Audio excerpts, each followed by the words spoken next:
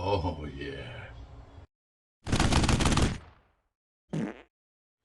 My God, what did you eat? Let's start by melting 4 tablespoons of butter into a 2-quart saucepan. Once that's completely melted, we're going to add 3 cups of mini marshmallows. Melt that down. Now we're going to add 2 cups of caramel bits. Melt that into the mixture. And now 1 cup of chocolate chips. I use milk chocolate.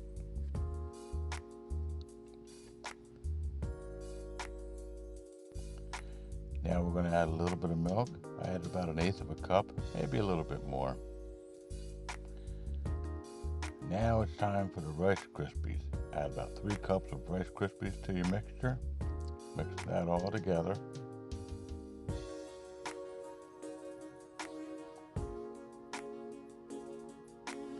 Now we're going to spoon them onto the parchment paper, about 3 to 4 tablespoons per. Mold it into a cookie shape. Once it's cool, put it onto a plate and enjoy.